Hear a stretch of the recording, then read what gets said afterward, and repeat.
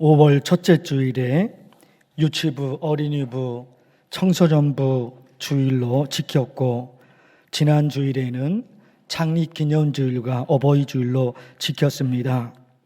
5월 가정의 달을 맞이해서 오늘과 다음 주일 두 번에 걸쳐 지혜와 명철과 지식으로 행복한 가정 만들기, 이 제목으로 하나님의 말씀을 전합니다.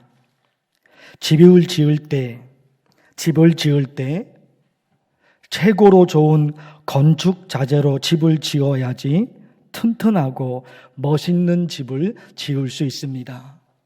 그렇지 않고 건축 자재, 좋지 않은 건축 자재로 집을 짓게 되면 튼튼하지도 않고 보기에도 허름해 보입니다. 이처럼 집을 지을 때 집을 짓는 건축 자재, 무엇으로 집을 지을 것인가, 그것이 중요한 것처럼 우리 가정, 행복한 가정으로 만들기 위해서 우리 가정을 무엇으로 만들어 갈 것인가, 이것이 중요하다는 것입니다. 집이라는 건물을 지을 때 어떤 건축 자재로 그 집이라는 건물을 지을 것인가, 그게 중요하잖아요. 가정이라는 집, 가정이 있습니다. 우리 가정을 정말 행복한 가정으로 만들어야 되는데 그 집을 어떤 건축 자재로 지을 것인가 하는 것처럼 우리 가정을 무엇으로 만들어 갈 것인가, 이게 너무너무 중요하다는 겁니다. 그게 뭘까? 오늘 말씀에 세 가지가 있습니다. 들어보십시오. 3절 4절. 집은 지혜로 말미암아 건축되고, 첫째, 집을, 우리 가정을 무엇으로 만들어야 됩니까? 지혜로 우리 가정을 만들어 가야 됩니다. 그리고 보세요. 명철로 말미암아 견고하게 되며, 둘째, 명철. 그리고 보세요. 또 방들은 지식으로 말미암아 각종 귀하고 아름다운 보배로 채우게 되느니라. 세 가지를 말씀하고 있는 거예요. 첫째, 지혜. 둘째, 명철. 셋째, 지식. 우리 가정을 행복한 가정으로 만들기 위해서는 이 세 가지가 중요하다는 것입니다. 오늘 이 세 가지가 가리키는 한 가지 방향이 있는데 그것을 말씀드리고, 다음 주일에는 그 세 가지를 실제적으로 우리 가정에 어떻게 적용해야 하는지 그거를 말씀드립니다. 세 가지, 지혜와 명철과 지식, 3절과 4절에 있는데 그것이 가리키는 한 가지 방향이 있습니다. 잠언 9장 10절에 여호와를 경외하는 것이 지혜의 근본이요. 가장 탁월한 지혜가 무엇이냐? 하나님을 경외하는 거예요. 가장 탁월한 지혜가. 또 보실까요? 거룩하신 자를 아는 것이 명철이니라. 가장 탁월한 명철, 가장 탁월한 지혜가 무엇이냐? 하나님을 경외하는 것, 그리고 하나님을 아는 것입니다. 또 보실까요? 잠언 1장, 여호와를 경외하는 것이 지식의 근본이거늘. 다 한 가지 방향을 향해 흘러가고 있는 거예요. 지혜, 명철, 지식, 단어가 다르고 뜻이 다르고 의미가 다릅니다. 지혜, 명철, 지식. 그러나 성경에서 그 지혜가 흘러가는 방향, 그 명철이 흘러가는 방향, 그 지식이 흘러가는 방향은 한 가지에 있는 거예요. 하나님을 경외하는 겁니다. 하나님을 경외하는 그 출발은 하나님을 믿는 것입니다. 출발이, 하나님을 경외하는 출발은 하나님을 믿는 겁니다. 믿다 보니까 하나님의 사랑을 알게 되고 하나님의 은혜와 축복이 얼마나 중요한 것인가를 알게 되고, 그리고 하나님의 심판이 얼마나 무서운지를 알게 되는 거예요. 믿다 보니까. 그러므로 하나님을 경외하는 그 시작은, 그 출발은 하나님을 믿는 데에 있습니다. 지난 목요일 새벽 기도 말씀에 엘리 제사장의 아들이 홈리와 비느하스인데, 엘리 제사장의 아들이에요. 홈리, 비느하스. 그런데 그 아들들이 하나님을 믿지 않고 자기 마음대로 살아갑니다. 엘리 제사장이에요. 엘리 제사장. 아버지가 제사장. 지금으로 얘기하면 아버지가 목사예요. 아버지가 목사인데 두 아들이 하나님을 믿지 않아요. 엘리 제사장 훌륭한 제사장이에요. 그러나 자녀 신앙 교육에는 실패했습니다. 자녀 교육 신앙에는 실패한 겁니다.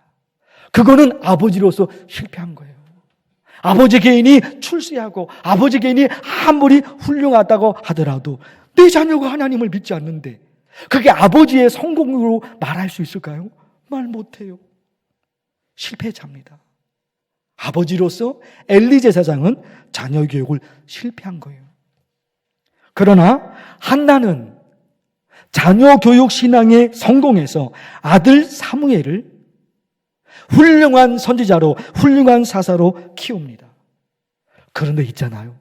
한나 엄마는 너무 잘했는데 아들을 훌륭한 선지자, 훌륭한 사사로 키웠단 말입니다. 그런데 그 사무엘이 나중에 세월이 지나 결혼해서 두 아들이 태어나거든요. 사무엘의 아들, 두 아들이 태어나요. 그런데 사무엘상 8장에 이런 말씀이 있어요. 그의 아들들이 자기 아버지의 행위를 따르지 아니하고 이익을 따라 뇌물을 받고 판결을 굽게 하느니라. 사무엘 선지자의 두 아들이 하나님을 믿지 않아요. 이건 또 뭡니까? 이건 또 뭐예요? 사무엘 선지자가 어떤 사람입니까? 어린 시절부터 성전에서 자랐어요. 그 어릴 적부터 신앙교육, 철저한 신앙교육을 받으면서 사무엘 선지자가 그렇게 자라났다니까요. 나중에 선지자가 되어서 이스라엘의 첫 번째 왕 사울을 사무엘 선지자가 임명합니다. 두 번째 왕 다윗도 사무엘이 임명합니다. 그 사무엘 선지자가 죽음에 이르는 순간까지 단 한 번의 잘못도 없었고 단 한 번의 실수도 없었어요. 그런데 그 사무엘 선지자도 자녀 신앙 교육에는 실패했단 말입니다. 이게 얼마나 안타깝습니까?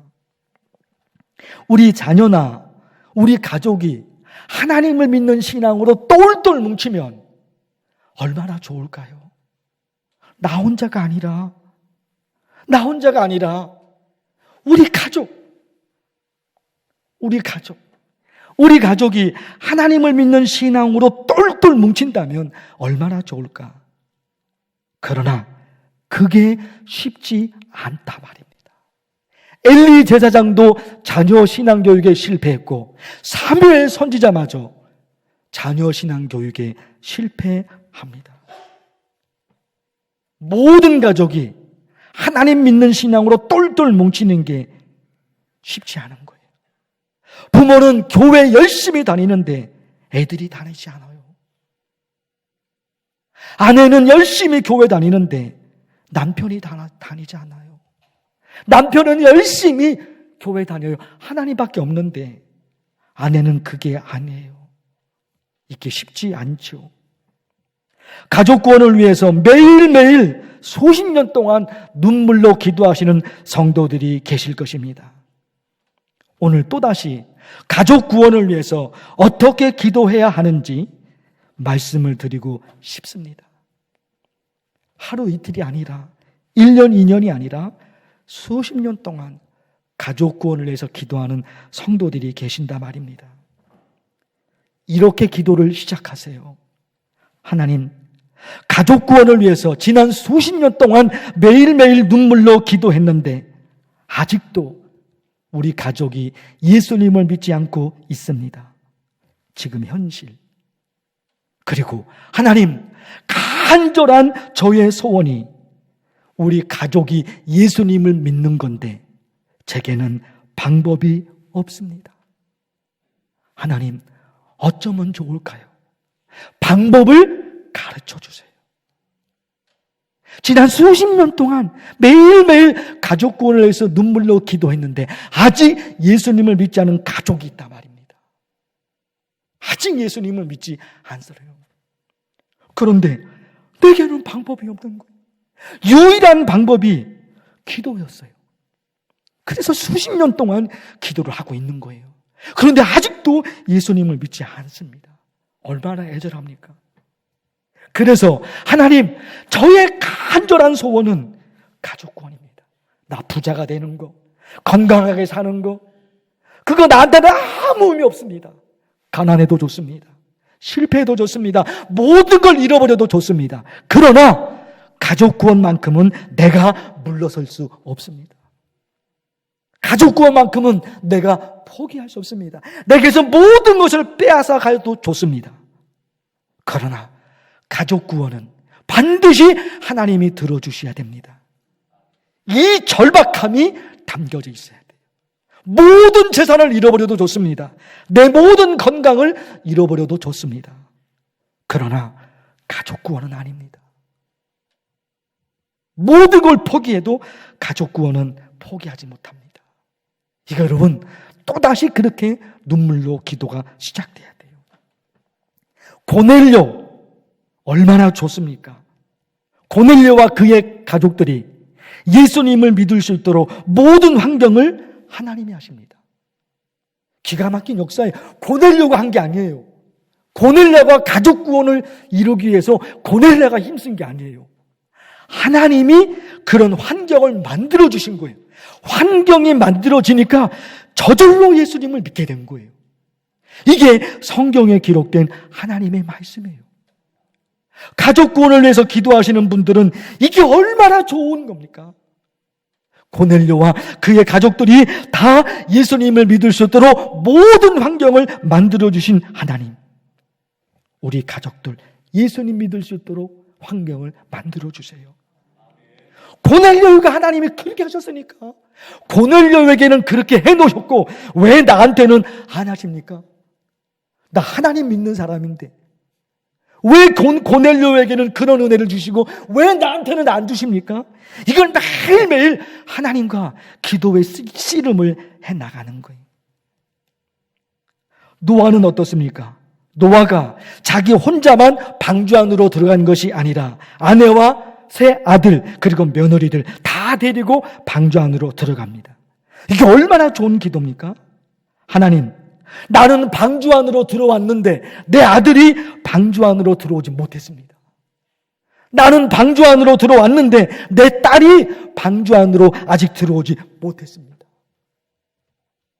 내 아들이, 내 딸이 방주 안으로 들어오지 못했는데 어떻게 나 혼자 방주 안에 있을 수가 있겠습니까?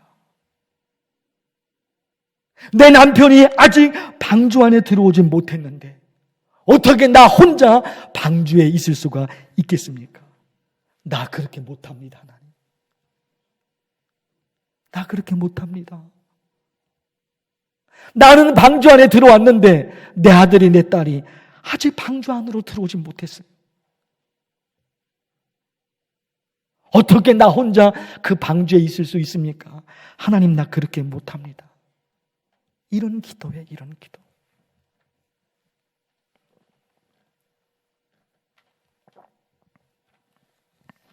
그런가 하면 모든 가족이 하나님을 믿는 성도들이 계실 텐데, 그렇죠? 모든 가족이 하나님을 믿는 성도들이 계실 거예요. 그분들은 이렇게 기도하시기 바랍니다. 하나님, 우리 가족들의 신앙이 하나님과 점점 멀어지는 것이 아니라 하나님과 점점 가까워지는 신앙이 되게 하옵소서. 지난 금요일 새벽기도 말씀, 하나님께서 엘리 제사장에게는 말씀하지 않으시고 사무엘에게만 말씀하십니다. 엘리 제사장이에요. 목사예요. 하나님이 그 엘리 목사에게는 말씀하시지 않으시고 어린 사무엘에게만 하나님의 음성을 들려주셔요. 왜 그랬을까? 사무엘상 3장의 말씀이에요. 엘리의 눈이 점점 어두워가서 잘 보지 못하는 그때에 그가 자기 처소에 누웠고 엘리 제사장은 자기 집에 누워 있습니다. 그러나 보세요. 하나님의 등불은 아직 꺼지지 아니하였으며 사무엘은 하나님의 궤 있는 여호와의 전 안에 누웠더니 엘리 제사장은 자기 집에 누워 있는데 어린 사무엘은 언약궤가 있는 성전에 누워 있습니다. 무엇을 말해주는 거예요? 엘리 제사장은 점점 하나님과 멀어집니다. 그러나 사무엘은 점점 하나님과 가까워집니다. 우리에게 이런 게 있는 거예요. 사람도 그러잖아요. 그 사람을 알았습니다. 1년 지났습니다. 2년, 3년, 4년. 세월이 흐르면 흐를수록 그 사람과 점점 가까워지고 점점 그 사람과 친해집니다. 그런데 보세요. 세월이 흘러가면서 그 사람과 멀어지는 사람도 있는 거예요. 이게 우리 관계, 사람 관계에 그게 있는 거예요. 신앙은 안 그럴까요, 여러분? 신앙은 안 그럴까요? 신앙도 그래요, 여러분. 믿으면 믿을수록 하나님과 점점 가까워지는 사람이 있는가 하면 믿으면 믿을수록 하나님과 점점 멀어지는 사람이 있는 거예요. 이게 있는 거예요. 하나님과 점점 친해지느냐 아니면 점점 하나님과 불편해지느냐 이런 게 있는 거예요. 우리 모든 가족이 다 예수님을 믿는다면 정말 하나님의 은혜예요. 그거보다 더 큰 은혜는 없는 거예요.